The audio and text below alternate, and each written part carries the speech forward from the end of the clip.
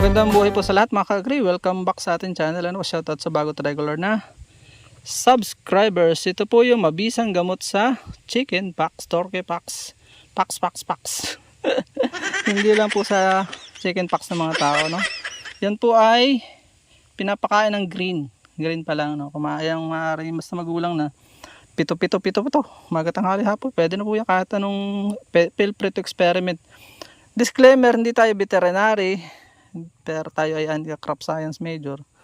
Pero proven po yan mula pa nung panahon ng ating mga lolo. Ginagamit na po yan sa mga manok.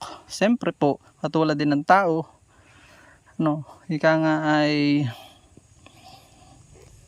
prevention is better than cure. Ano. Ang kaya lang ng mga herbal ay mga hindi pa syadong malala. Pag malala na po, kailangan na rin natin ng synthetic. Ano po, marami naman synthetic na available sa palengke. Kung maaari po ay huwag natin palalain.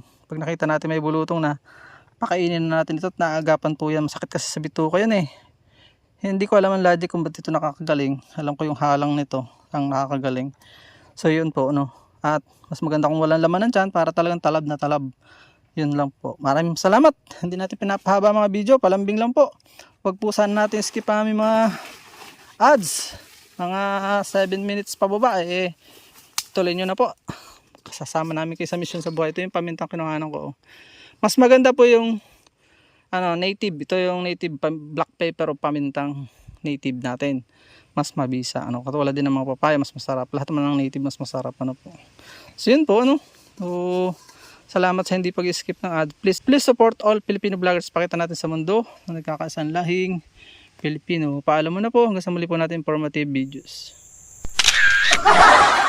At dyan po, nagtatapos ang munti natin vlog. Nawa po kayo nag-enjoy at may natutunan kahit konti mula sa inyong lingkod. Kung mahilig po kayo sa mga ganitong klaseng uploads at bago pa lang po kayo sa aming channel, wag na po kayo mahiyang mag-subscribe at i-hit nyo na po yung bell para updated po kayo sakaling may bago po tayong mga uploads. Magkita-kits po tayo sa susunod po natin mga vlogs. God bless you all. Mabuhay. God bless the Philippines. Bye-bye po muna.